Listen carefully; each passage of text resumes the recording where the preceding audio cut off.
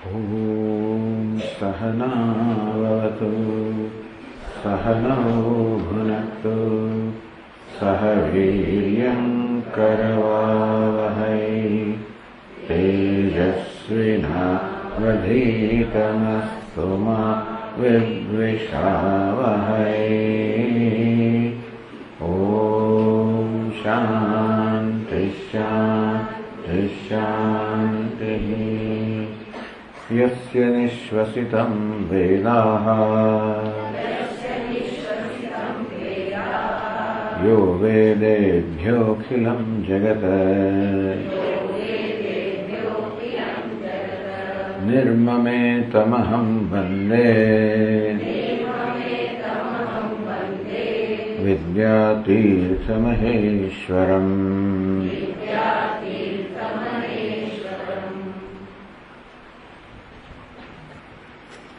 ગ્રંથકારે સમજાવ્યું કે જેવી રીતે આ યોગીનો જે શાસ્ત્રીય વ્યવહાર છે તો તપસ્યા રૂપ છે, કારણ કે એ સમગ્ર લોકને કલ્યાણ માટેનું સાધન બને છે અને સાથે સાથે એનો જે લૌકિક વ્યવહાર છે એ પણ વાસ્તવમાં યજ્ઞ રૂપ જ છે, તપશ્ચર્યા રૂપ છે. અને તૈત્રીય બ્રાહ્મણમાંથી આ નારાયણ ઉપનિષદ મહાનારાયણ ઉપનિષદમાંથી કહેવામાં આવ્યું કેવી રીતે આ વિદ્વાનના ભિન્ન ભિન્ન અંગો યજ્ઞના અંગો છે. વળી વિદ્વાનની ક્રિયાઓ યજ્ઞની ક્રિયાઓ છે, વિદ્વાન જીવનકાળ પણ યજ્ઞના ભિન્ન ભિન્ન સત્રો છે, ભિન્ન પ્રકારના યજ્ઞો છે વગેરે એમ કરીને સમજાવ્યું કેવી રીતે આ વિદ્વાન સમગ્ર યજ્ઞ સ્વરૂપ છે. અને આવો વિદ્વાન જે યજ્ઞ સ્વરૂપ છે એનું જે ધ્યાન કરે છે એ સ્વયં સૂર્ય અને ચંદ્ર, એટલે કે સૂર્ય ચંદ્રથી એવું પણ કરવામાં અહીંયા આગળ કાર્યકારણ બ્રહ્મણ હોતા હતા. તો સૂર્ય એટલે કારણ બ્રહ્મ, ચંદ્ર એટલે કાર્ય બ્રહ્મ સાથે તાદાત્મ્ય પ્રાપ્ત કરે છે અને એના તપસ્યાની તીવ્રતા અને મંદતાના પરિણામે ક્યાં તો સાયુજ્ય પ્રાપ્ત કરે કે પછી સાલોક્ય પ્રાપ્ત કરે. ત્યાર પછી બ્રહ્માયણ લોકમાં જાય, બ્રહ્મલોકમાં ત્યાં જ્ઞાન પ્રાપ્ત કરીને પરમ બ્રહ્મમાં ઐક્ય પ્રાપ્ત કરે. આ રીતે ક્રમ મુક્તિ પ્રાપ્ત કરે. તદેવમ જીવન મુક્તે તપોરૂપમ દ્વિતીયમ પ્રયોજનમ સિદ્ધમ. આ રીતે આ જીવન મુક્ત છે એનું બીજું પ્રયોજન, મુક્તિનું બીજું પ્રયોજન તપસ, એ પણ સિદ્ધ થયું. આગળ કહે છે 169 પાના પર વિસંવાદ અભાવ તૃતીયમ પ્રયોજનમ. વિસંવાદનો અભાવ, વિવાદનો અભાવ, કલહનો અભાવ એ આ જીવન મુક્તિનું ત્રીજું પ્રયોજન. ટૂંકમાં જીવન મુક્તિથી આ ત્રીજું પ્રયોજન સિદ્ધ થાય છે. ન ખલુ અંતર્મુખે બાહ્ય વ્યાપારમ અપશ્યતિ યોગીશ્વરે લૌકિક તૈથિકો વા કશ્ચિદ વિસંવદતે. ન ખલુ અંતર્મુખે, જે યોગી કે જ્ઞાની પુરુષ અંતર્મુખ છે સંપૂર્ણ. ટૂંકમાં જગતમાં વ્યવહાર કરતો જણાતો હોવા છતાં પણ સંપૂર્ણ અંતર્મુખ છે, કારણ કે એની દ્રષ્ટિમાં બ્રહ્મ સિવાય કઈ છે જ નહીં. અને બ્રહ્મ તો સ્વયં આત્મા હોવાના કારણે સતત એનું ચિત્ત છે એ આત્મનિષ્ઠ જ છે. અને એમ ના માનવું કે ચિત્ત આત્મનિષ્ઠ હોય તો વ્યવહાર ન કરી શકે. જેવી રીતે રામકૃષ્ણ પરમ દૃષ્ટાંત આપતા હતા કે ગામડામાં પેલી પનિહારીઓ જયારે પાણી ભરવા જાય, પાણી ભરીને આવે, એક પર બીજું દેગડું માથા પર હોય, એક વળી કેડમાં પણ હોય અને પાછી આવતી હોય અને એની કોઈ મિત્ર સામે આવતી હોય તો બંને ઉભા વાતો કરવા માંડે. તો વાતો કરતા જે આનંદ લે વાતોનો, પણ સાથે સાથે એના ચિત્તનો એક અંશ તો એના જે બેડા છે એ બેડાને બરોબર એના સ્થાને રાખવામાં, જેવી રીતે ચિત્તનો એક અંશ હંમેશા ત્યાં યોજાયેલો જ હોય. બહુ સારા કામ કેવું થાય, એક બાજુ એ બેડાને સન્મુખ હોવા છતાં પણ વ્યવહાર કરે. એવા ઘણા દ્રષ્ટાંતો આપે છે. જેવી રીતે કોઈ પોતાના પ્રિયતમની રાહ જોઈ રહી હોય એવી સ્ત્રી હોય એ પણ સતત એનું ચિંતન કરેલો વ્યવહાર કરતી હોય, તેવી રીતે આ જ્ઞાની પુરુષ પણ બ્રહ્મમાં સતત નિષ્ઠ હોવા છતાં પણ વ્યવહાર. અને સમજાવ્યું પણ ખરું કે તો વ્યવહાર કરવાની જરૂર પણ નથી, ભગવાન એના પ્રાણવાયુને પ્રયુક્ત કરતા હોય છે વગેરે. એટલે વ્યવહાર કોઈ પણ રીતે આ જ્ઞાન કે જ્ઞાન નિષ્ઠામાં અવરોધરૂપ નથી. વ્યવહાર હોવો કે ન હોવો એને કોઈ એટલા માટે જ કહે છે કે એને કર્મ કરવો આગ્રહ હોવો ના જોઈએ. કર્મ કરવું એ કોઈક રીતે જ્ઞાન નિષ્ઠામાં સહાયરૂપ હોય તો જુદી વાત છે, એ તો છે નહીં. અને તેથી એ બધું રામગીતા બહુ સરસ ચર્ચા કરવામાં આવે. પણ અંતર્મુખે ટૂંકમાં હંમેશા એની દ્રષ્ટિએ બ્રહ્મમાં આત્મામાં જ નિષ્ઠ છે. બાહ્ય વ્યાપારમ અપશ્યતી, એની દ્રષ્ટિએ બીજો કોઈ વ્યાપાર છે જ નહીં, તેથી બહારના વ્યાપારને જોતો પણ નથી. યોગીશ્વરે છે ખરો જગતમાં, પણ લૌકિક તૈસિકો વા કશ્ચિત, કોઈ લૌકિક માણસ હોય કે તૈસિક એટલે કોઈ શાસ્ત્રીય વિદ્વાન માણસ હોય કે ધાર્મિક માણસ હોય, ન વિસંવદતે, કોઈને એની સાથે વિરોધ હોય નહીં, એને કોઈની સાથે વિરોધ ના હોય.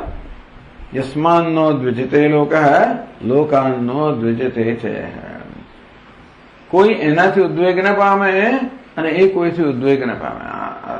સંતનું ઓછામાં આટલું લક્ષણ તો ખરું કે કોઈને એનાથી ઉદ્વેગ ન થાય અને એને કોઈથી ઉદ્વેગ ન થાય. તો અંતેથી કોઈ એવું નથી જેને એની સાથે કલહ હોય, વિસંવાદ હોય. કે છે લૌકિક વિસંવાદો દ્વિવિધ, વ્યવહારની અંદર વિસંવાદ હોવો એટલે સંવાદ ન હોવો. કલહ રૂપો નિંદા રૂપશ્ચ, ક્યાં તો કોઈ કલહ થાય અથવા તો એની નિંદા કરવામાં આવે, આ બે પ્રકારનો વિસંવાદ થાય. સંવાદિતા નથી. જો સંવાદિતા હોય તો નિંદા ના થાય, નિંદા થાય તો કે સંવાદિતા નથી.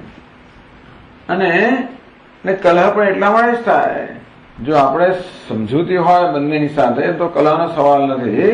પણ કલહ કેમ થાય? કારણ કે એ અભિપ્રાયમાં ભેદ છે, મનભેદ છે. મતભેદ તો છોડો, મનભેદ છે.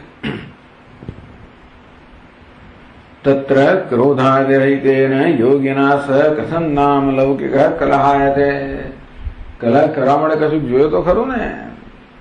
તમે કલહ ક્યારે કરી શકો? એટલે પેલા લોકો બોક્સિંગ ના કરતા હોય ત્યારે માથું બધું મોડાવેલું વાળ પકડાય, એવું પકડાય તો ભાઈ પકડીને લાઈક લગાવે, પણ હાથમાં જ ના આવે. એવી રીતે આ ક્રોધાય રહિત, ક્રોધાદ એટલે ક્રોધ, લોભ, કામ, આ બધા પ્રકારના આવેગોથી જે રહિત છે. ટૂંકમાં એનું કોઈ બટન દબાવી શકે જ નહીં. વસ્તુ એ છે ક્રોધિત રહિત એટલે એને તમે ગુસ્સે કરી શકો જ નહીં, એવું છે. બાકી આપણે બધા તો જેમ સ્વામીજી કે ને કે માણસ આવે કે સ્વામીજી બસ મેં ક્રોધ છોડી દીધો. સ્વામી મુશ્કેલી એમ કહે કે ભાઈ ક્રોધ બહુ છૂટે નહીં, એ તો કઈ તને ઉત્તેજિત કરવાનો કોઈ પ્રસંગ નહીં બન્યો. ના સ્વામી, ક્રોધ મેં 4 મહિનાથી મને ક્રોધ કર્યો જ નથી. ના ના, એ તો તને ઉત્તેજિત કર્યો, કશું નહીં બન્યું હોય. સ્વામી કહું છું ને મેં ક્રોધ છોડી દીધો. પણ મને તો એવું લાગે છે કે તને કોઈ ઉત્તેજિત કર્યો નહીં હોય કે બટન નહીં. પણ કહું છું સ્વામી, એટલે બટન દબાવવાની જરૂર છે, અંદર હોય છે. અને દુનિયા બટન દબાવે, તો બટન ના હોય તો શું? તો બટન ભલે હોય, બધા એના વાયરિંગ કાઢી નાખ્યો તો જેટલી ચાપ દબાવે પંખો ફરે છે. તેવી રીતે અત્યારે તો પેલો જે ચાપ દબાવે ને હું આમ ઉખડું, બીજી ચાપ દબાવવાને આમ થાય. એટલે આપણે તો બધા પેલા પેલી કઠપુતળી જેવા નહીં, પેલી ઢીંગલી જેવા છે, રિમોટ કંટ્રોલ વાળી. જેમ નચાવે તેમ દુનિયા આપણે જેમ નચાવે તેમ નાચીએ. અને દુનિયા પણ જાણે છે કયા કયા જાતના બટનો છે, કયા સંજોગોમાં શું દબાવવું વગેરે. એટલે એનો અર્થ કે આ માણસ બિચારો કેવો છે? પરતંત્ર છે. પણ ક્રોધ આદે રહી તેને એને તો બધા બટન જ કાઢી નાખ્યા. ક્રોધ કેમ આવે? આગ્રહ હોય તો આગ્રહ પૂર્ણ, ક્રોધ આગ્રહ જ ના હોય તો. આગ્રહ ક્યારે હોય? અન્ય વ્યક્તિ જેવી છે તેવું ન સ્વીકારીએ ત્યારે. અપેક્ષા રાખે કે આમ ના હોવું જોઈએ, આમ હોવું જોઈએ, એને મને અનુકૂળ હોવું જોઈએ, આમ ના હોવું જોઈએ. હવે કોઈ અપેક્ષા જ ના હોય. જે છે બ્રહ્મ છે, માટે અનુકૂળ બ્રહ્મ છે. પ્રતિ બધું બ્રહ્મ જ હોવાને કારણે કોઈ અપેક્ષા જ નથી. અને જે છે એની સાથે સંવાદિતા છે એટલું જ નહીં, બધાનો સ્વીકાર છે, બધા માટે સ્નેહ છે. અદ્વેષ્ટા સર્વભૂતાનામ મૈત્ર કરુણ. ક્યાં દ્વેષ તો નથી, બધા મિત્રતા છે અને બધાને પ્રત્યેક કરુણતા છે. આવું હોવાને કારણે એનામાં ક્રોધ કોઈ ઉપજાવી શકે જ નહીં. અને વળી શીતોષ્ણ દુઃખેશુ તથા માના માન વગેરે વગેરે. અને પછી એમ પણ કહે છે કે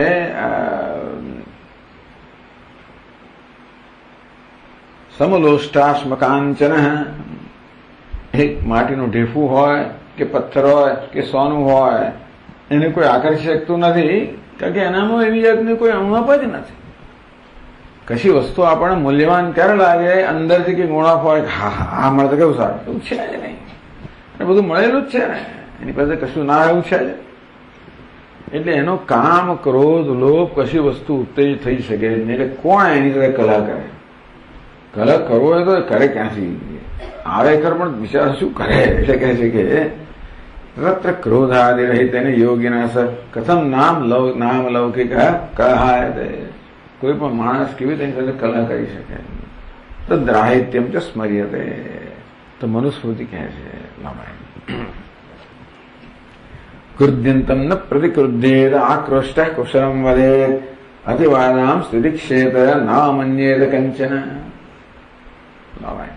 તો મનુસ્મૃતિ આપણને આવું કરવાનું કહે છે, પણ જ્ઞાની પુરુષના સ્વભાવ હોય એટલે એનું જે લક્ષણ હોય આપણા માટે સાધન બની જાય.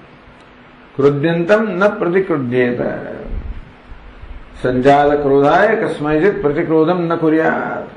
કોઈ આપણે પ્રત્યે ક્રોધ કરે તો સામે ક્રોધ ન કરવો જોઈએ. આક્રોષ્ટ કુશલમ વદે નિંદિતસ્ય અન્યને વાચમ ભદ્રામ વદે.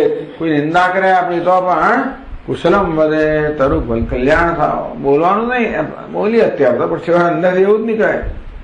બોલવું સારું છે, કલ્યાણ થાવ, ભગવાન તારું કલ્યાણ. બોલવાનું અંદરથી બોલીએ તો પછી પેલું વધારે ઉશ્કેરાય. એટલે ટૂંકમાં પણ મનમાં એ પ્રકારની એમ છે કુશલમ વધે. અતિવાદામ બહુ બળબડ કરતો તિક્ષેત. બોલવાનું કે બંધ કરતો, સહન કરતો, સાંભળેલો તિક્ષેત. નામ મન્યેત કંચન. કોઈનું કોઈ અપમાન ન કરે, ક્યારે પણ કોઈનું અપમાન ન થાય, અવમાન ન થાય, અપમાન ન થાય. તો આ સ્વાભાવિક છે કે સામે ક્રોધ કરે પણ આપણો ક્રોધ જન્મે તો આપણે એનો પ્રતિકાર કરીએ. એ માણસ નિંદા કરે પણ આપણને નિંદા જણાતી હોય તો આપણે એને માટે કઈ કહીએ ને. કોની નિંદા? આગળ આવ્યું તો નિંદા કોની? કે દેહની સારું છે, તું મારો મિત્ર છે, હું જ દેહની નિંદા કરતો, અનાત્મા છે, એને કશું અડકે તો ને. જેમ પેલો અભિનેતા ભિખારીનો વેશ ભજવતો હોય, ભિખારીના રૂપમાં એને બધા જાત જાતના લોકો કે એને અડકતો હોય તો ને એ જાણે છે કે હું તો જુદો છું. આ તો વેશ ને કહેવામાં આવે છે. ક્યાંક જો ભૂલી જાય તો સામે લગાવી દે, પણ નહીં સર એને કઈ અડકાય નહીં. તમારે કશું ઉપાધિ અડકતી જ નથી. એટલે કોઈ કલહ તો થઈ ના શકે કે નિંદા પણ ના થાય. એટલે બંને આવી ગયા આની અંદર. ટૂંકમાં ભલે કોઈ નિંદા કરે તો પણ એના મનમાં તો કુશળતાનો જ સંકલ્પ જન્મે, અને કોઈ કલહ કરવા આવે તો પણ એના મનમાં કોઈ જાતનો એ કલહ વૃત્તિ જન્મે જ નહીં. એટલે પેલાનો ફુગ્ગો ફૂટી જાય. પછી ટૂંકમાં તમે કલહ કરવા આવો ક્યારે તમે કઈ સામે કઈ થાય તો ને પેલું બિચારો શાંત થઈ જાય. આ તો બધા રાજકારણીઓ બધામાં એકદમ કુશળ હોય છે, પણ આ રાજકારણી નથી. બહાર અંદર કંઈક હોય ને બહાર બતાવો એવું નથી. અંદર ને બહાર તો એક જ છે. એટલા માટે જીવન મુક્તે પ્રાચીનો વિદ્વત સંન્યાસ તતો પ્રાચીનમ તત્વજ્ઞાનમ તસ્માદ પ્રાચીનો વિવિશા સંન્યાસ. જીવન મુક્તિ એની પહેલા તત્વજ્ઞાન વિદ્વત સંન્યાસ, એની પહેલા તત્વજ્ઞાન, એની પહેલા વિવિધિશા સંન્યાસ. આટલી બધી કક્ષાઓથી પસાર થઈ ચુક્યો છે આ માણસ. તત્ર એ તે ક્રોધમાં શમદામાં તો ક્યારનાય છે. બીજી વિવિધિશા સંન્યાસી છે એટલે એમાં એ સમાધિ ષટક સંપત્તિ શમદમાં ઉપરમાં છે. તો એમાં જીવન મુક્તમાં શું મોટી વસ્તુ છે? તત્ર એ તે ક્રોધાદિરાહિત્યાદો ધર્મા સ્મૃતાયથી છે તો ત્યાં જ છે. તમે અહીંયા એની શું કામ વાત કરો છો? ટૂંકમાં આ કલહનું રાહિત્ય તો એ જયારે સાધક હતો ત્યારથી એનામાં કામ ક્રોધ નહોતા. તો તે સિદ્ધ પુરુષ તો ક્યાંથી એનામાં તમે એવું કેમ કહો છો કે જીવન મુક્તિનું પ્રયોજન છે? વાત સાચી જ તમારી, પણ અતએવ જીવન મુક્ત ક્રોધાદય સંકિતોપશક્યા. બીજા બધા ત્યાં સુધીની કક્ષામાં કદાચ તમે એને કંઈક ઉત્તેજિત કરી શકો અમુક કોઈક સંજોગોમાં, કશું જ્યાં સુધી કંઈક કચાશ રહી ગઈ હોય ત્યાં સુધી આપણને કોઈક ઉત્તેજિત કરી શકે.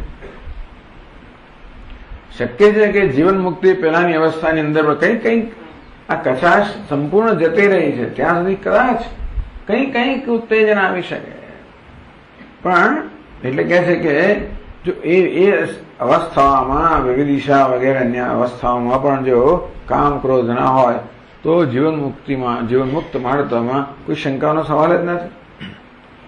અતિ અર્વાચીને પદે વિવિધિશા સંન્યાસેથી યદા ક્રોધાદયો ન સંતિ, જે અત્યંત પહેલા જે પ્રાથમિક કહેવાય એ વિવિધિશા સંન્યાસ, એમાં જો કામ ક્રોધ ન હોય તથા ઉત્તમ પદે, તો પછી ઉત્તમ પદને પ્રાપ્ત થયો જીવન મુક્ત, એમાં તત્વજ્ઞાની કુતસ્તે સ્યુ, તો પછી એનાથી ચડીએ તો તત્વજ્ઞાનમાં તો ના છે. કુતસ્થરામ જે વિદ્વત, તો એનાથી જે વિદ્વત સંન્યાસમાં ઉલટા ના હોય. કુતસ્થમામ જીવન, તો જીવન મુક્તનો પ્રશ્ન જ નથી. અતઃ ન યોગિના સહ લૌકિકસ્ય કલહ સંભવતી. તેથી એની સાથે કોઈને કલહ હોઈ ના શકે, વિવાદ હોઈ ના શકે, એની નિંદા કોઈ ના કરી શકે. નાપી નિંદા રૂપો વિસંવાદ શંકનીય, કે જે કોઈની નિંદા પણ એની કઈ કોઈ કરી ના શકે. કેમ એવું? નિંદ્યત્વસ્ય અનિશ્ચિતત્વાદ. નિંદા ક્યારે કરી શકીએ આપણે? એમાં નિંદા યોગ્ય કશું લક્ષણ હોય તો એના લક્ષણ કોઈ સમજી શકે એમ નથી. મને નિંદા કેવી રીતે કરે? નિંદ્યત્વસ્વ, એનામાં નિંદ્યત્વ એટલે કે નિંદા પ્રાપ્ત કરી શકાય, એની નિંદા કરી શકાય એવા કોઈ લક્ષણો કોઈ નક્કી જ નથી કરી શકતો. એ કહે છે અનિશ્ચિતત્વાદ.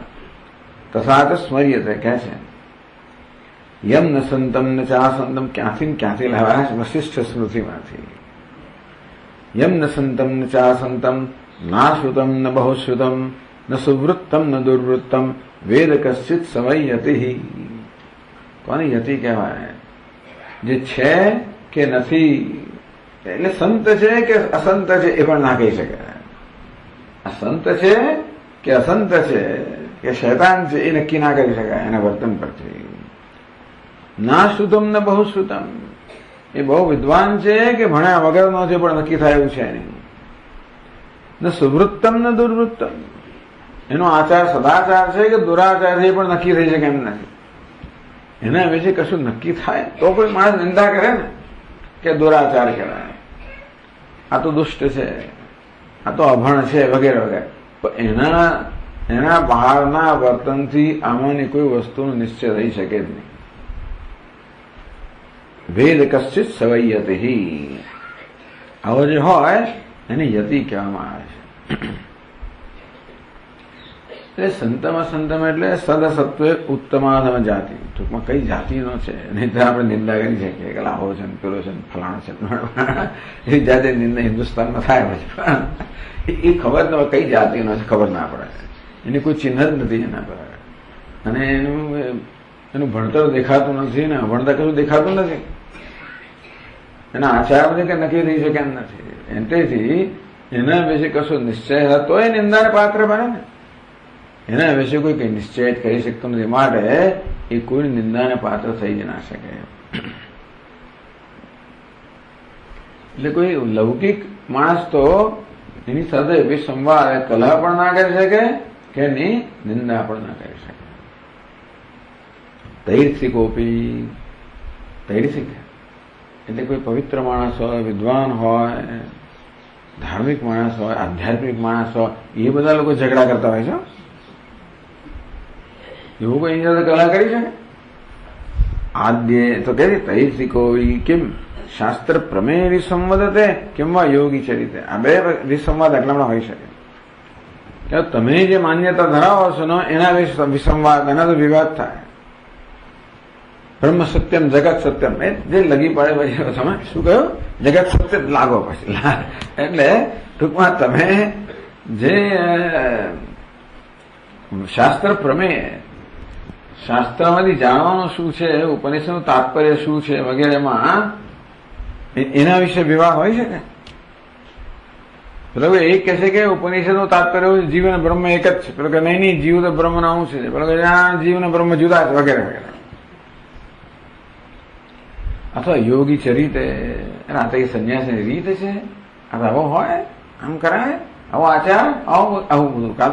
એટલે યોગીના ચરિત્ર વિશે પણ વિસંવાદ હોઈ શકે, નિંદા હોઈ શકે, એની શાસ્ત્રની સમજ વિશે પણ વિસંવાદ હોઈ શકે.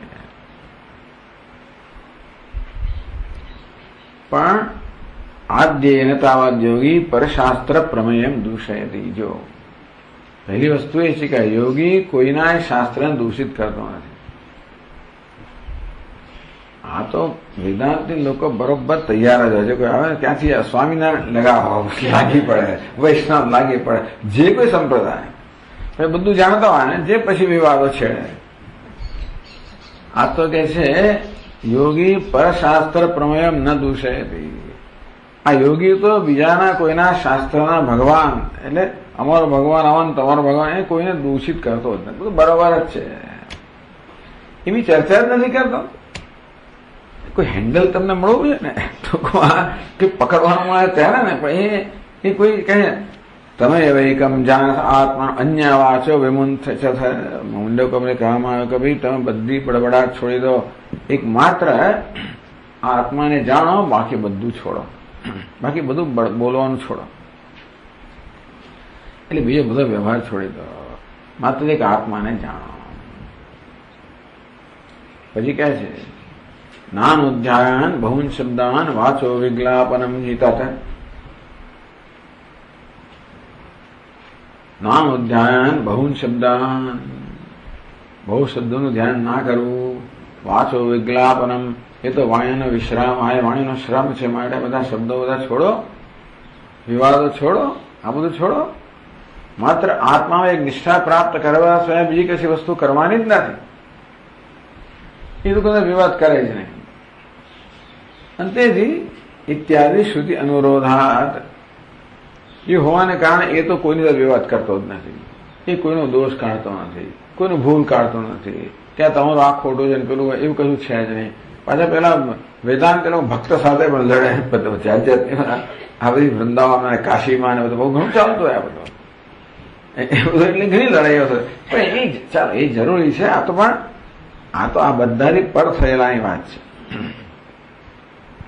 सब ठीक है, जो अपने अपनी दृष्टि से जो जहां बैठा है वहां से वो सब ठीक है.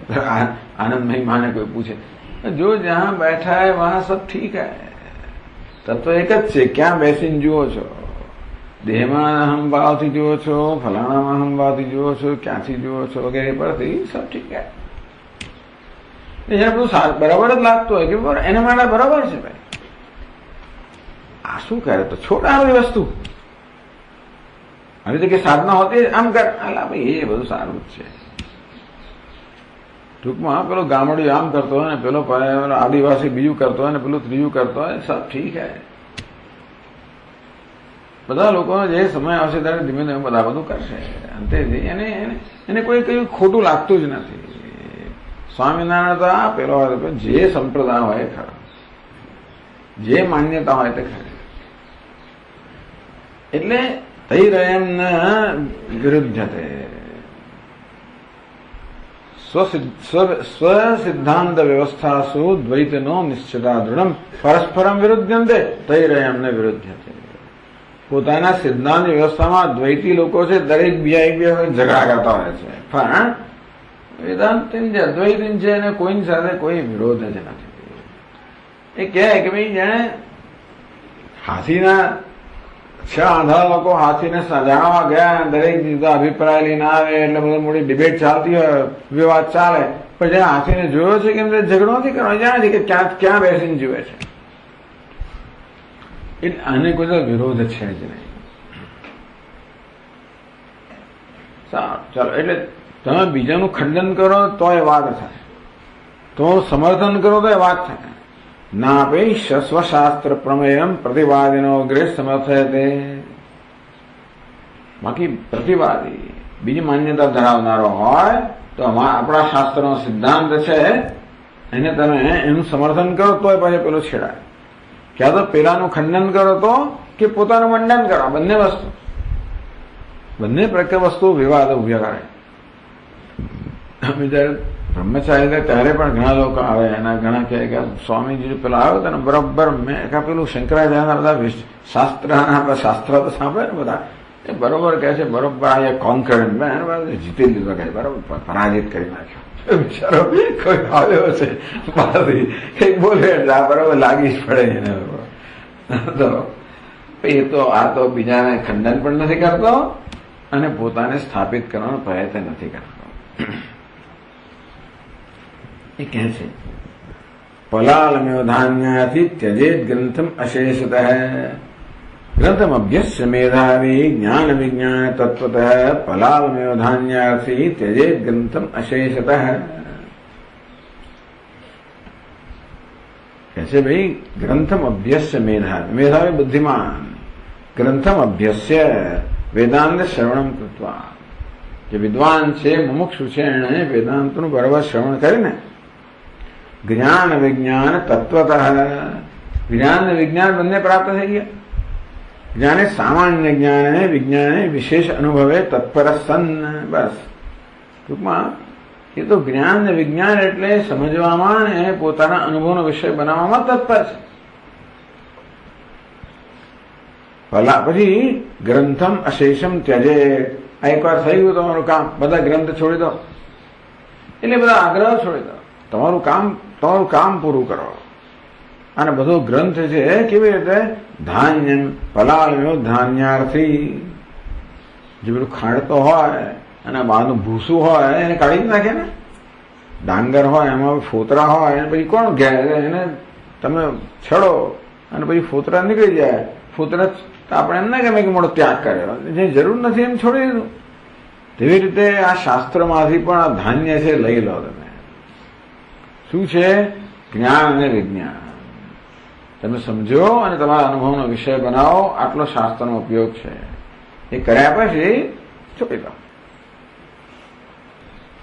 આ બ્રહ્મબિંદુ ઉપનિષદ, અહીંયા અમૃત બિંદુ લખ્યું પણ એ બ્રહ્મબિંદુ ઉપનિષદ.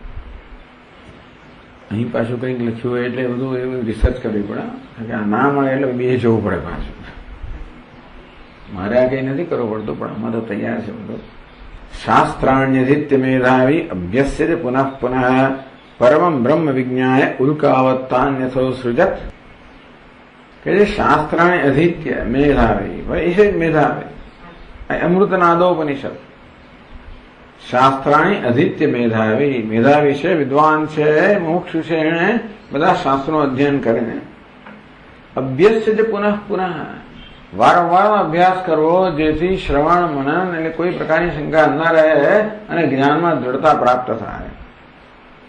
પરમં બ્રહ્મ વિજ્ઞાય, આમ પૌનઃ પુણ્યને શ્રવણ કર્યા, વારંવાર શ્રવણથી મનનથી નિધિધ્યાસનના અભ્યાસથી પરમં બ્રહ્મ વિજ્ઞાય, આ પરમ બ્રહ્મને એનું જ્ઞાન પ્રાપ્ત કરીને ઉલ્કાવત્તાની અથ ઉત્સૃજે, પછી બધા શાસ્ત્રોને ઉલ્કા એટલે મશાલ, મશાલ ઓલવાઈ ગઈ પછી તમે શું કરો? એને ફેંકી દો. તેવી રીતે કામ પતી ગયું મશાલનું. પછી મશાલનું કામ ફેંક્યા પછી ઓલવાયેલી મશાલને જેમ તમે ત્યાગી દો, તેવી રીતે શાસ્ત્રોનું કામ પતી ગયું. બસ ત્યાં આવું કહ્યું છે. ઇત્યાદિ શ્રુત્યર્થ પરત્વાત.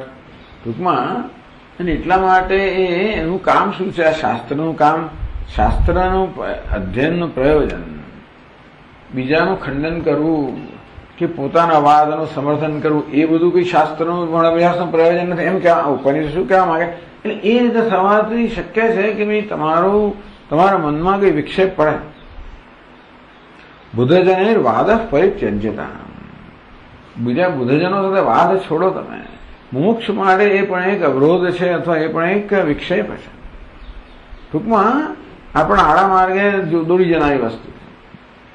વચ્ચે એમાં તમને આવી જતું હતું કે બસ હું તો આ મારો મત સ્થાપિત કરવું ને બધાને નાખો એ દુનિયામાં દ્વૈતવાદ વગેરે વગેરે સ્થાપિત કરવું ને બધાનું ખંડન કરવું, તો એમાં તમે એવા ગૂંચવાઈ જાઓ અને આડે પાડે ચડી જાઓ.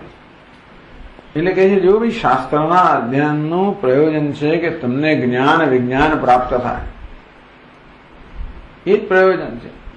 પછી કોઈ સાંભળવા આવે તો એને કહો. સામે ચાલીને જઈને તમારે વિવાદ કરવાની જરૂર નથી.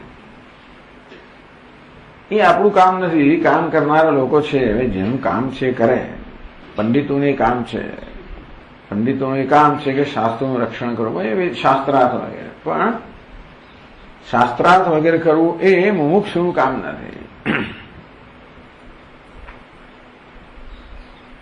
પછી કહેશે ગ્રંથકાર યદા યોગી પ્રતિવાદિનમપી સ્વાત્મતયા વીક્ષતે. વિચાર કરો, જે પેલો પ્રતિવાદી છે ને, પ્રતિપક્ષી છે, ટૂંકમાં વિરુદ્ધ વાદ કરનારો છે, એને પણ યોગી આત્મતયા જુએ છે, સર્વાત્મ ભાવ છે ને. એટલે એ કોઈને પોતાનાથી જુદા જોતો નથી. એ જુએ છે કે બધા ભેદ માત્ર ઉપાધિના સ્તરે જ છે, વેશના સ્તરે જ છે. એક જ હું, એક જ આત્મા વાસ્તવમાં સર્વ વેશમાં છે. તેથી એને કોઈ જાણીને પારકું લાગતું જ નથી ને. હું જ જયારે આપણે અરીસામાં જોઈએ ત્યારે જાત જાતના પ્રતિમાઓ દેખાય આપણને, તો કે પારકા ઓછા લાગે છે. ભલે જો અરીસો એમ પ્રતિબિંબ જાડું પાતળું ઊંચું નીચું દેખાય, પણ તેથી શું થઈ ગયું? આપણે એના માટે કોઈ જાતનો અભાવ ના જન્મે, રાગ દ્વેષ ના જન્મે, કારણ કે બધામાં આત્મદ્રષ્ટિ છે. અંતે બધા અરીસાની અંદર એક જ આત્મા વિલસી રહ્યો છે. અરીસાઓ જુદા જુદા છે, મારે વ્યક્તિત્વ જુદું છે, વેશ જુદા જુદા છે, પરંતુ એક જ આત્મા જે હું છું તે જ સર્વમાં વિલસી રહ્યો છું. હું જ વિલસી રહ્યો છું હોવાના કારણે પ્રતિવાદીને બી સ્વાત્મતયા વીક્ષતે. એ પ્રતિવાદીને પણ આત્મરૂપે જ જુએ છે. તથા વિજિગીષાયા કા કથા. તમે કોણ કોને જીતવાનું છે? તમે જીતવાનું ક્યારે થાય? એ તમારો પ્રતિવાદી હોય, તમારો શત્રુ હોય. જીતવાનો પ્રશ્ન ક્યારે આવે? આપણો વિરોધી હોય તો એને જીતવાને એક આનંદ લગાજો. કઈ બરાબર બતાવે, હું એના પર ક્યાં જીતવાનો? જીતવાનો પ્રશ્ન ક્યારે આવે? બે હોય ત્યારે. બે હોય એટલું જ નહીં, પરંતુ વિરોધી હોય ત્યારે. આપણો મિત્ર હોય તો જીતવાનો સવાલ નથી આવતો. આ તો બે નથી તો વિરોધી ક્યાંથી હોય? ન તતો ન વિજુગુપ્સતે. એની જુગુપ્સા ક્યાંથી હોય? કોઈ ઘૃણા હોય જ નહીં, કારણ કે ઘૃણા ક્યારે હોય? બે હોય ને દુષ્ટ હોય. એટલે અન્ય વ્યક્તિમાંથી જુદી હોય, દુષ્ટ દોષિત હોય તો આપણે ઘૃણા જન્મે. અન્યતા નથી તો પછી પ્રશ્ન જ ક્યારે? અને એમે પણ બીજા બધા સાધનો કોઈનો દ્વેષ કરવાની જરૂર શું? નાપી લૌકાયતિક વ્યતિરિક્ત સર્વવિતૈર્થિકો મોક્ષમ અંગીકુર્વન યોગી ચરિતે વિસમિદુમ અર્હતિ. એક લૌકાયતિક એટલે કે એક ચારવાક છે, અંગ્રેજીમાં મટીરિયાલિસ્ટ કે, એ જ માણસ આ બધા આધ્યાત્મિક લોકોનો વિરોધી છે. કારણ કે એ માણસ મતલબ ખાવું પીવાનું મજા કરવી, KPM, બસ ખાવા પીવાનો મજા કરો, એવું પણ ઉપદેશ કરનાર છે દુનિયામાં લોકો બધા. એવો છે પેલો લૌકાયતિક. એક જ છે જે આનો વિરોધ કરે, ખાતો નથી, પીતો નથી, એને એમ કે બિચારો શું ગડબડ કરે, લોકોને ખાલી રાવાડે ચડાવે છે વગેરે એવું એને લાગે. બાકી બીજા બધા જે આધ્યાત્મિક લોકો છે એ જીવનમાં મોક્ષને પોતાના જીવનનો ધ્યેય માને છે. ભલે મોક્ષનો ખ્યાલ ગમે તે હોય, પણ મોક્ષને પોતાના જીવનનું ધ્યેય તો દરેક આધ્યાત્મિક મનુષ્ય માને છે. યોગી ચરિતે બી ન વિસંવેદિતુમ અર્હતિ. એટલે આર્હત બૌદ્ધ વૈશેષિક નૈયાયિક શૈવ વૈષ્ણવ શાક્ત સાંખ્ય યોગાદિ મોક્ષ શાસ્ત્રે શું? જૈન હોય, બૌદ્ધ હોય, વૈશેષિક હોય, નૈયાયિક હોય, શૈવ હોય, વૈષ્ણવ હોય, શાક્ત હોય, સાંખ્ય હોય, યોગી હોય વગેરે વગેરે બીજે જે હોય તે મોક્ષ શાસ્ત્રે શું? પ્રતિપાદ્ય પ્રમેયસ્ય નાનાવિધત્વે બી. વાત સાચી છે કે આ દરેક શાસ્ત્રમાં ઈશ્વર વિશે જુદા જુદા ખ્યાલો હોય, એટલે આત્મા વિશે જુદા જુદા ખ્યાલો હોય, મોક્ષ વિશે પણ જુદા જુદા ખ્યાલ હોય છે. સાંખ્ય લોકો એમ કે આત્મા અનેક છે, નૈયાયિક એમ કે આત્મા સુખી દુઃખી છે, વૈશેષિક એમ કે આત્મા કરતા ભોગતા છે, એમનો મોક્ષ એટલે સ્વર્ગને પ્રાપ્ત કરવું, પેલાનો મોક્ષ એટલે આ બધા તત્વોને જાણવા વગેરે વગેરે. એટલે શાસ્ત્ર શેનું પ્રતિપાદન કરે છે એ વિશે એ બધા લોકોના અભિપ્રાયો ભિન્ન ભિન્ન છે. શેનો અભિપ્રાય ભિન્ન છે? શાસ્ત્ર શેનું પ્રતિપાદન કરે, ભગવાન કેવો છે અને ક્યાં છે અને શું છે, એ વિશે બધાના અભિપ્રાય જુદા જુદા હોય. અને ભગવાનને પ્રાપ્ત કરવો એટલે શું એ વિશેના અભિપ્રાય જુદા જુદા હોય. મોક્ષ કોને કહેવાય એના વિશે અભિપ્રાય જુદા જુદા છે. એને લઈને અનેક બધા સંપ્રદાયો બન્યા. પણ મોક્ષ સાધનસ્ય યમ નિયમાદિ અષ્ટાંગ યોગસ્ય એક વિધત્માં બધા લોકો આટલું સ્વીકારે જ છે કે અહિંસા, સત્ય, અસ્તેય, બ્રહ્મચર્ય, અપરિગ્રહ આ મૂલ્યો એવું કોઈ નથી જન્મ્યા હજી સુધી કે એવું કોઈ એક ધર્મ નથી કે મારો કહેવાય. કોઈ ધર્મ મારો કાપો ના કે. એટલે બધા ધર્મ અહિંસા શીખવે છે. એ તો તમે અહિંસાનું અર્થઘટન કરીને એને જે કરવું એ પણ દરેક ધર્મ અહિંસા શીખવે છે, સત્ય શીખવે છે. સત્ય, અહિંસા, ચોરી ન કરવી, વણ જોગવું, ન સંગરવું, બ્રહ્મચર્યને જાતે મેં કોઈ અડે ન વપર, બધા આવું શીખવાડે છે. એટલે આમાં બધા ધર્મો સમાન છે. પછી ઇસ્લામ હોય કે ક્રિશ્ચિયન હોય, ગમે તે હોય, આમાં કોઈ એમ નથી કહેતું કે જુઠ્ઠું બોલો, કોઈને તમે ઈજા પહોંચાડો, કોઈની લાગણી દુભાવો, કોઈનું ચોરી લો, બધા એમ કહે છે કે નહીં નહીં. અને બધા એ ઉદાર બનો, દાન કરો, સેવા કરો, બધા આવું જ કહે છે. એટલે આમાં તો બધા સમાન છે જ ને. એ દ્રષ્ટિએ બધા ધર્મ સમાન કહેવાય. એટલે હવે આ જે યોગી છે એ બધા લક્ષણો સ્વાભાવિક છે. આ જે જીવન મુક્ત છે એમાં તો અહિંસા, સત્ય, અસ્તે એમ કરતો કરતો અહીંયા આવ્યો છે. ક્ષમાદિ શક્ય સંપત્તિ કહો, અહિંસાદિ યમ કહો, નિયમ, આ તો બધું એનામાં સ્વાભાવિક છે. એટલે તમે વિરોધ ક્યારે કરો? માણસ હિંસાનું આચરણ કરતો તો એનો વિરોધ કરો. તમે જેને મૂલ્ય માનો છો એનાથી વિરુદ્ધ આચરણ કરતો હોય તો આપણને એના પ્રત્યે દ્વેષ જન્મ કંઈ થાય. આના પ્રત્યે જન્મી જ ના શકે. એટલે અષ્ટાંગ યોગ એક વિધત્વાદ. એટલે આ યોગ છે એ બધા લોકો એનો શબ્દ જુદા જુદા વાપરે, પણ બધા લોકો ભગવાનને મેળવવા માટે ધ્યાન કે પ્રાર્થના બધા શીખવતા હોય છે. પેલા નમસ્કાર કરે અને પેલા પ્રાર્થના કરે. ક્રિશ્ચિયન ધર્મ છે પ્રાર્થના પ્રધાન ધર્મ છે, મુસ્લિમ ધર્મ નમસ્કાર પ્રધાન ધર્મ છે, હિન્દુ ધર્મ જ્ઞાન પ્રધાન ધર્મ છે. ચાલો, પણ બધા લોકોના જીવનમાં ઈશ્વરની ભગવાનની ભક્તિ તો છે ને. બ્રિંગિંગ ઈશ્વર ઇન્ટુ વન્સ લાઈફ. ઈશ્વરને કેવી રીતે પોતાના બહુ સુંદર સુંદર બધું કહ્યું છે. તમે જુડાઇઝમને અભ્યાસ કરો, ક્રિશ્ચિયાનિટીનો, તો ઈશ્વર વિશે, જીવનમાં ઈશ્વરનો શું રોલ છે એના વિશે, ઈશ્વર કેવો છે એના વિશે, એની ભક્તિ કેમ કરવી, આરાધના કેમ કરવી, સુંદર સુંદર વસ્તુઓ છે. આપણો ધર્મ એટલો સમૃદ્ધ છે કે આપણને બધી જરૂર નથી. પણ આ બધા ધર્મોએ પણ આટલી બધા વર્ષોમાં ખૂબ વિકાસ કરેલો છે.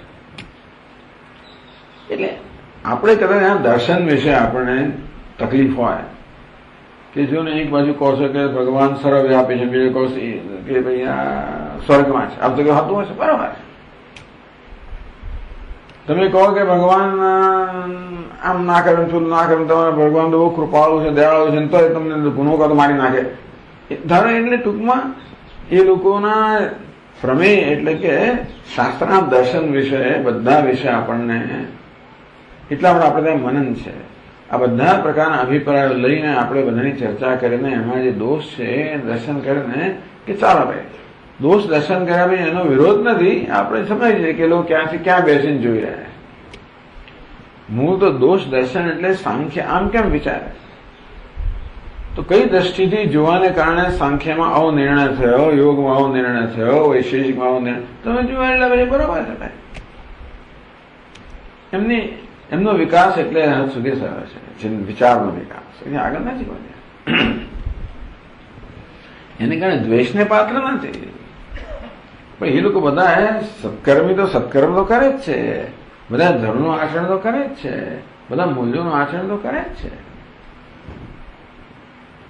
એ હોવાને કારણે યોગીને કોઈના માટે દ્વેષ જન્મે નહીં. અને એનું આચરણ પણ પેલા ધર્મને અનુરૂપ છે. કારણ કે ક્રિશ્ચન પણ જે શીખવાડતો હોય કે ભાઈ તમારી નિંદા કરનારને પણ તમે એના માટે તમે પ્રાર્થના કરો, તમારો શત્રુ છે એને પણ તમે પ્રેમ કરો, આવું શીખવાડે. એ તો કરે જ છે. આત્મદ્રષ્ટિ હોવાને કારણે તો કરે. એટલે પેલાને એના માટે વિરોધ ના હોય.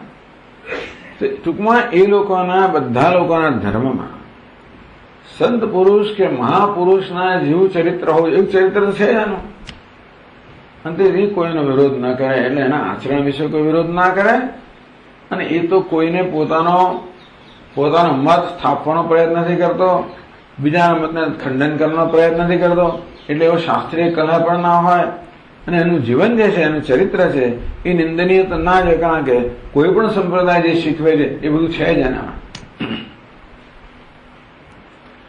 એ તદેવ અભિપ્રેત્ય વસિષ્ઠ આહાર. બસ આ જ અભિપ્રાયથી વસિષ્ઠ ઋષિએ કહ્યું છે, યસ્યેદમ જન્મ પાશ્ચાત્યમ તમાશ્વેવ મહામતે વિશંતિ વિદ્યા વિમલાહ મુક્તા વેણુમ એવોત્તમમ. યસ્યેદમ જન્મ પાશ્ચાત્યમ, જેનો અંતિમ જન્મ છે, તામ આશ્વેવ હે મહામતી. વશિષ્ઠ ઋષિ રામચંદ્ર કે હે મહામતી, જેનો અંતિમ જન્મ છે, તમ આશ્વેવ તમ વિદ્યા વિમલા વિશંતિ. બધી જ વિદ્યાઓ, વિમળ કે નિર્મળ વિદ્યાઓ બધી એનામાં પ્રવેશ કરે છે. આ શું તરત જ, કારણ કે જન્મથી સાધના કરતો આવ્યો હોવાને કારણે એ બધા એ પરિપક્વ બનેલો છે, એટલે આ બધી વિદ્યાઓ માટે તૈયાર છે. એટલે બધી વિદ્યાઓ તો આમ એનામાં પ્રવેશ કરે. નદીઓ જેમ સમુદ્ર, એમ અહીં જુદું દ્રષ્ટાંત આપ્યું. મુક્તાવયણમ એવોત્તમમ. મુક્તા એટલે મોતી, એટલે અમુક જાતના જે વાંસ હોય છે ને એ મોતીના આકારમાં હોય છે. તો જે મોતી પેલામાં પ્રવેશ સરળતાથી કરે કે એનો આકાર બરોબર છે એ પ્રકારનો મોતી મળે. હા બરોબર છે, એ બરોબર. વાંસમાંથી મોતી મળે છે. Right right. અમુક પ્રકારના વાંસ છે અને મોતી મળે છે. તો કેવી રીતે મોતી એ વાંસમાં પ્રવેશ કરે છે, તેવી જ રીતે બધી વિદ્યાઓ આનામાં પ્રવેશ કરે છે. અને એનું આચરણ કેવું હોય છે, સ્વભાવ કેવો? આર્યતા, હૃદયતા, મૈત્રી, સૌમ્યતા, મુક્તતા, જ્ઞતા, સમાશ્રયંતિ તમ નિત્યમ અંતઃપુરમેવ અંગનાહ. જેમ સ્ત્રીઓ અંતઃપુરની અંદર કેવી આનંદથી રહેતી હોય તેવી રીતે આર્યતા એટલે કે પૂજ્યતા, હૃદયતા એટલે મનોહરતા, એટલે રમણીયતા, વ્યક્તિ બધાનું મન હરી લે. મૈત્રી, સૌમ્યતા, મુક્તતા, જ્ઞતા એટલે જ્ઞાન, તમ નિત્યમ સમાશ્રયંતિ. આ બધા ઉત્તમ ગુણો જે છે એ આ મહાત્મામાં આશ્રિત હોય છે. ટૂંકમાં આ બધા એને આશ્રય કરીને રહેલા છે. આ બધા ગુણો પણ બહુ આનંદમાં છે. જેવી રીતે સ્ત્રી અંતઃપુરની અંદર આનંદમાં હોય તેવી રીતે આ બધા ગુણો આ પ્રકારના મહાપુરુષને પ્રાપ્ત કરીને ચરિતાર્થ બને છે. એટલે આની નિંદા કોણ કરે? એટલે ટૂંકમાં આના આચારની કોઈ નિંદા કરી શકે નહીં.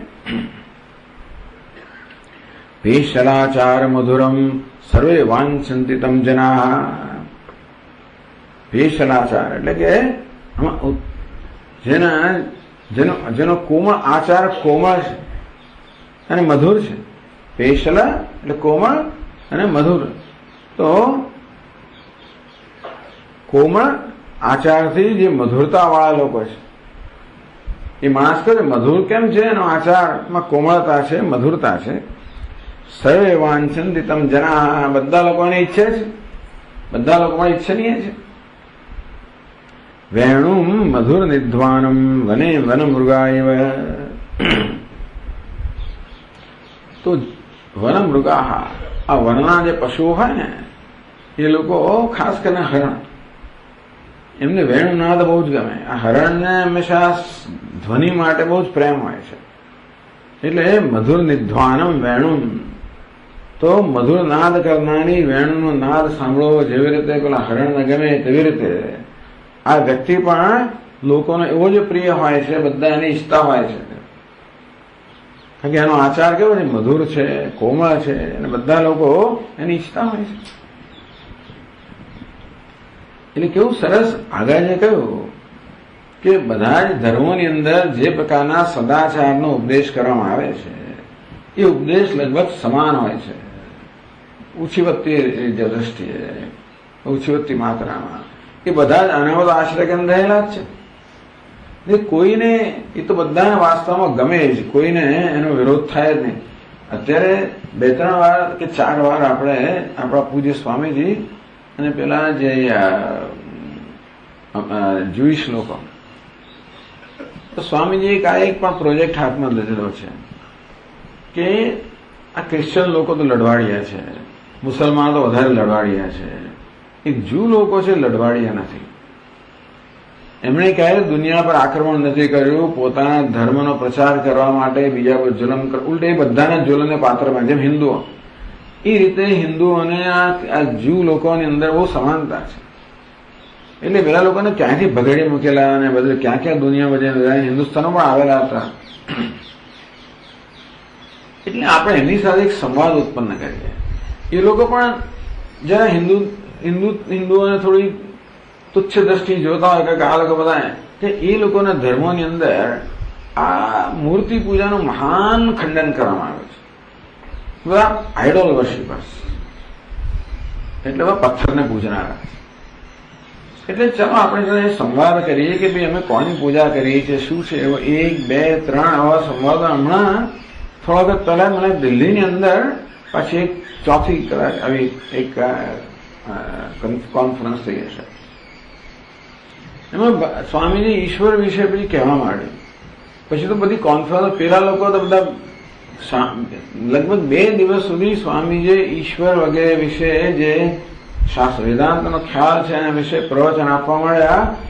પછી પેલો કહે કે સ્વામીજી મને તમારા આશ્રમમાં આવીને ભણવું છે. પેલો ત્યાંનો વિદ્વાન, એટલે આમ વિદ્વાનો પણ આપોઆપ જ પગે પડે. આપોઆપ જે વ્યક્તિ છે બધાને પ્રિય પાત્ર થાય, બધાને સન્માનને પાત્ર બને. આવું થતું જાય છે. વેણું મધુર નિધ્વાનું વને વરમૃગા એવા. જોકે એવા કેટલાય બધા દુષ્ટ વૃત્તિના લોકો હોય છે કે કદાચ, એટલે એવું નથી કે બધા લોકો બધાને પ્રિય હોય. કેટલાય વિકૃત મનના એવા હોય છે કે જે આ લોકોનો વિરોધ કરતા હોય, એવા હોય છે. પણ એ તો હોય જ. સુષુપ્તવત પ્રશમિત ભાવવૃત્તિના સ્થિત સદા જાગૃતિ યેન ચેતસા કલાન્વિતો વિદુરય સદા બુધૈ નિષેવ્યતે મુક્ત ઇતિહાસ સ્મૃતઃ. પ્રશમિત ભાવવૃત્તિના, એની બધી ભાવવૃત્તિઓ પ્રશમિત થઈ ગઈ. એટલે રમણ મહર્ષિ પણ કહ્યું ને, ભેદભાવના સૌમિત્ય સૌ ભાવના વિધા પાવનિમતા ભાવ શૂન્ય સદભાવ સુસ્થિતિ ભાવના બળા ભક્તિરુત્તમ. ભાવ શૂન્ય સદભાવ સુસ્થિતિ, બાકી બધા અસદભાવથી શૂન્ય સદભાવની જે સ્થિતિ છે એ ઉત્તમ ભક્તિ છે. એટલે કે જે પ્રશમિત ભાવ, બધા પ્રકારના ભાવો, દ્વૈતના સંકલ્પ બધા શમી ગયા હોવાના કારણે જેની સદવૃત્તિ ટૂંકમાં બ્રહ્મમાં જ નિશ્ચિત વૃત્તિ છે. સુષુપ્તવત, એને સુષુપ્ત કહેવામાં આવ્યો. તો એકને જાગ્રત કહેવામાં આવ્યો. પહેલી 3 અવસ્થા જેમાં દ્વૈતનું ભાન છે, સત્યતા છે, એને જાગ્રત કહેવામાં આવી. ચોથી જે ભૂમિકા છે એને સ્વપ્ન કહેવામાં આવી. 5મી સુષુપ્તિ, અને ગાઢ સુષુપ્તિ, અને પછી તો તુર્ય. સુષુપ્તવત, સુષુપ્ત જેવી રીતે આ જાગ્રતથી સમાન નથી હોતું તેવી રીતે આજે દ્વૈતથી મિથ્યાથી સમાન જ નથી. સ્થિત સદા જાગૃતિ એને ચેતસા, છતાં પણ જાગ્રત છે. યા નિશા સર્વભૂતાનામ તસ્યામ જાગૃતિ સંયમી. તો તત્વથી જાગ્રત છે. એટલે આમ જાગ્રત છે, તત્વથી જાગ્રત છે, અને છતાં પણ આ દ્વૈતથી મિથ્યામાં સુષુપ્ત છે. એ કહે છે કે બુધૈ નિષેવ્યતે. આવો જે મહાપુરુષ છે, બધા બુદ્ધિમાન લોકો એનું સેવન કરે છે. કેવી રીતે? વિધુરેવ કલાન્વિત. તો વિધુ એટલે ચંદ્ર, કલાન્વિત 16 કળાએ ખેલો ચંદ્ર છે કે બધા લોકોનું એનું સેવન કરે. કારણ કે બધા લોકોને ખૂબ ગમે. 16 કળાએ ખેલો ચંદ્ર સુંદર હોય, મધુર હોય, પ્રકાશમાન હોય, બધાનો પ્રિય હોય. કોઈ એને પ્રિય એમ ના કરે ના બને. સૂર્ય માટે જાત જાતના બધા, પણ ચંદ્ર ખાસ કરીને આવી રીતે એ બધાનો પ્રિય હોય. તેવી રીતે આ પણ બધાનો પ્રિય છે. બુધૈ નિષેવ્યતે મુક્ત ઇતિહાસ સ્મૃતઃ. આવો જે છે એને મુક્ત કહેવામાં આવે છે. मातरीव शमं यान्ति विषमाणि मृदूनि च विश्वासमय भूतानि सर्वाणि शमशालिनी। मातरीव शमं यान्ति विषमाणि मृदूनि च। जो मां होय तो बधा संतानो होय बधा मां पासे आवीने शांति प्राप्त करे। तो मानो प्रेम बधा माटे समान होय એટલે વિષમાણી મૃદુની છે। કેટલાક સંતો બધા સંતાનો મૃદુ હોય, સત્પુરુષો હોય, દુશ્ચરિત્રવાળા હોય, જે હોય તે ખરા, એ બધા મા પાસે આવીને કેવી રીતે શમ પ્રાપ્ત કરે, શાંતિ પ્રાપ્ત કરે, સાંત્વન પ્રાપ્ત કરે, તેવી રીતે વિશ્વાસમાં ભૂતાની સર્વાણી શમશાલિની। તેમ શમશાલિની જે શમ ધરાવનાર છે, શમ એટલે શાંતિ, જે પ્રગાઢ શાંતિ ધરાવનાર છે। એટલે ટૂંકમાં પ્રગાઢ શાંતિનો અર્થ એવો થયો કોઈ પણ સંજોગો એનામાં કોઈ પ્રકારનો વિખવાદ ઉત્પન્ન કરી શકતા જ નથી। દુઃખેશુ અનુદ્વિગ્ન મનઃ સુખેશુ વિગત સ્પૃહ। એના મનમાં સ્પૃહા પણ ન જન્મે, ઉદ્વેગ પણ ન જન્મે। સર્વત્ર વિસ્નેહ તત્તત્પ્રાસો ના વિનંદે ન દ્વેષી અભિનંદન ના જન્મે, દ્વેષ ના જન્મે। આવી જાતના તરંગો એના જન્મતા જ નથી, જન્મતા જ નથી। એટલી હદ સુધી એને પોતાના અંતર્ગત શુદ્ધ કરી નાખ્યું। એટલે હદ સુધી એ બ્રહ્મમાં અનિષ્ઠ છે, સર્વાત્મ ભાવ અનિષ્ઠ હોવાને કારણે કશી વસ્તુમાં કોઈ એવી જાતનો તરંગ જન્માવી શકતી જ નથી। એને કહ્યું શમશાલિની। શાલી એટલે સ્વભાવ, શમ એનો સ્વભાવ છે, તચ્છિલ્યમ તાચ્છિલ્યમ। તો એ શમ એનો સ્વભાવ છે। એમાં ભૂતાની શરણે વિશ્વાસમિહયાંતિ। બધા જે ભૂતો છે, બધા જગતના પ્રાણીઓ છે, બધાને વિશ્વાસ એનામાં હોય છે। ટૂંકમાં બધા લોકો આશ્વાસન પ્રાપ્ત કરે, સાંત્વન પ્રાપ્ત કરે, શાંતિ પ્રાપ્ત કરે, જે બધા સંતાનો માતા પાસે। એટલે સંતાનને માતા બધા સંકોચ ના થાય। ગાંધીજી પાસે પેલો દીકરો હરીશદાસ નહોતો આવતો, એ દિલ્હી પર મળ્યા માતા પિતાને, તો એને એની હાથમાં એક સંતો હતું, માને આપી કે બાપને ના એને આપીશ। પણ મા પાસે આવીને બધા સંતાનો એમને લાગે એ તો મારો સ્વીકાર છે। તેવી રીતે આ મહાપુરુષ છે, બધાને એમાં શાંતિ પ્રાપ્ત થાય। તપસ્વીષુ બહુજ્ઞેષુ યાજકેષુ નૃપેષુ ચ બલવત્સુ ગણાદ્યેષુ। આ બધામાં શમવાનેવ રાજતે। તપસ્વીઓ હોય, ખૂબ વિદ્વાન, બહુજ્ઞેષુ ખૂબ મોટા વિદ્વાનો હોય, યાજકેશુ ખૂબ બધા યજ્ઞ કરનારાઓ હોય, નૃપેશુ છે મોટા રાજાઓ હોય, બલવત્સુ મોટા બળવાન લોકો હોય, ગુણાઢ્યેશુ ખૂબ બધા ગુણવાન લોકો હોય। આ બધા પણ શમવાન જે માનસિક સંપૂર્ણ શાંતિ ધરાવનાર હોય। એ શાંતિ છે, ત્યાં આનંદ પણ છે, ત્યાં પ્રેમ પણ છે, ત્યાં સ્વીકાર છે, બધા જ ગુણો છે। ઉદારતા છે, ક્ષમા છે, એટલે દ્વેષ્ટા સર્વભૂતાના મૈત્ર, કરુણ, નિર્મમ, નિરહંકાર, સમ દુઃખ સુખ, ક્ષમી વગેરે વગેરે। આનું નામ ક્ષમાવાન, આનું નામ શમવાન। તો આ પ્રકારનો શમ એટલે શાંતિ ધરાવનારા છે, એ જ રાજતે। આ બધામાં એ જ દીપી ઉઠે છે। એટલે બધા લોકો દીપી ઉઠે, તપસ્યાને કારણે પણ દીપી ઉઠે, ખૂબ વિદ્વત્તાને કારણે દીપી ઉઠે, ખૂબ બધા તમે ધર્મ કરતા હો, યજ્ઞ આગાદી કરતા હો માટે પણ દીપી, બધા લોકો તેજસ્વી હોય। આ બધી વસ્તુઓ આપણને તેજ પ્રદાન કરનારી છે। રાજા પણ તેજસ્વી હોય, બળવાનમાં કઈ પ્રકારનું તેજ હોય, ખૂબ બધા સદગુણો ધરાવનારા હોય, પણ આનામાં જે શાંતિનું જે તેજ છે, તેજ એટલે કે ચમકારો એવો નહીં, પણ છતાં એવું વાતાવરણ છે કે ભાઈ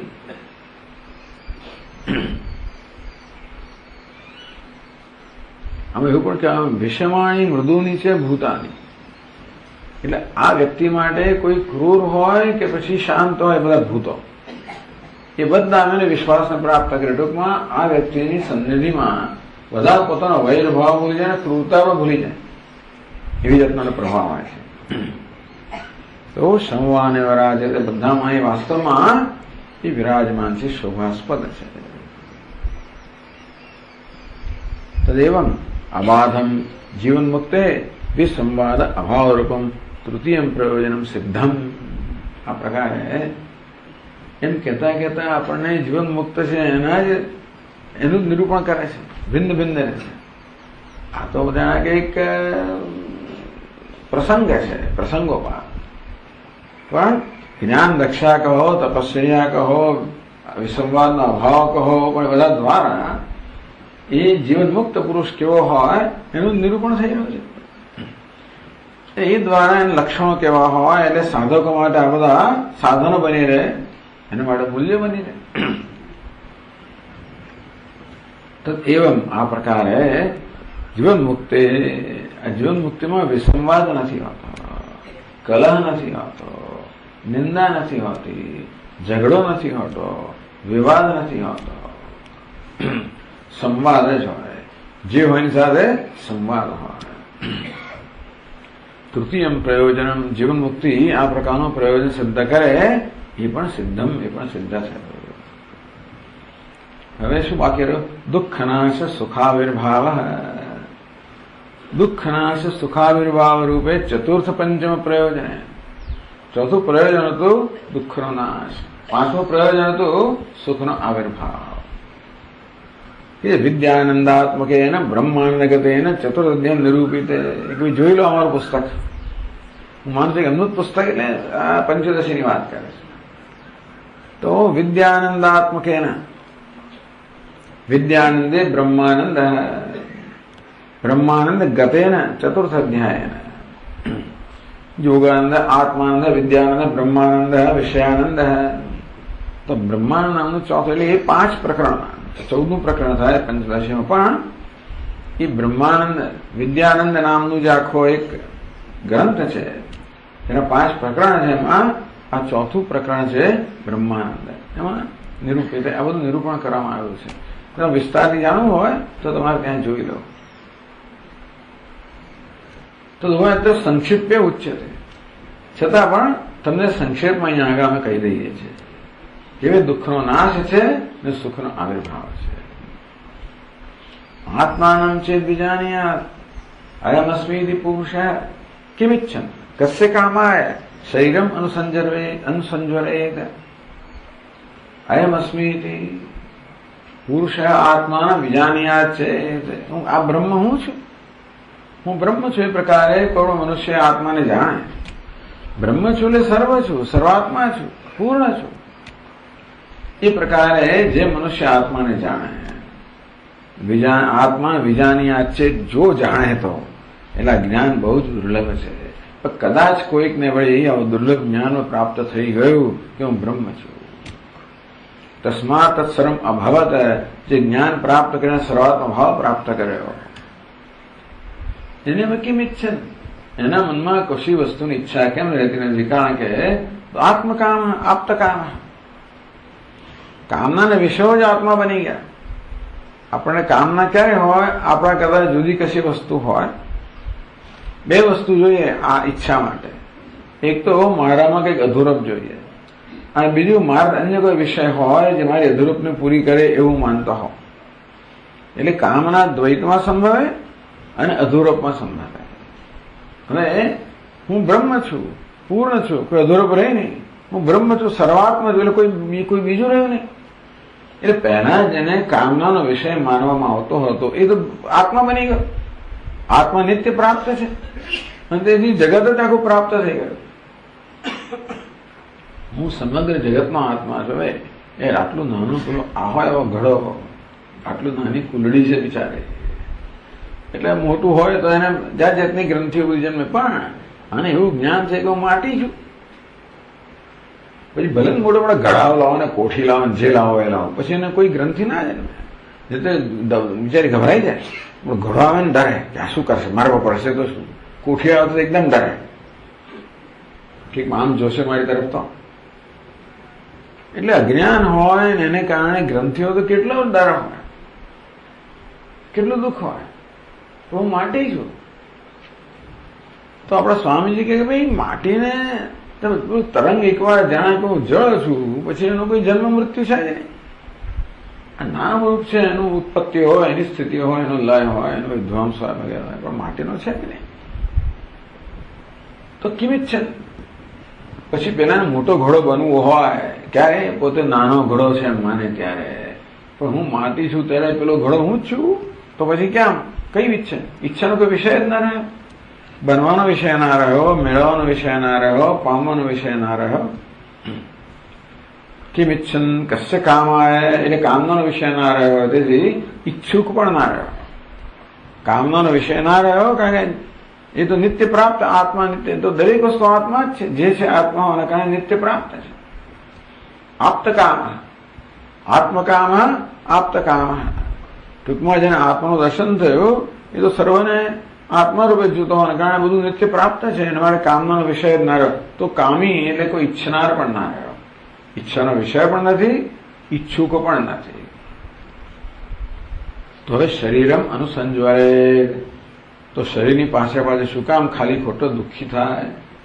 કોઈ ટૂંકમાં દુઃખી શું કરવા થાય? દુઃખનું કોઈ કારણ રહેતું જ નથી. એમાં શરીર તો વાત કરી, પણ ટૂંકમાં કશી વસ્તુ એને દુઃખનું કોઈ કારણ રહેતું નથી. એટલે કે કામના છે એ દુઃખનું કારણ છે.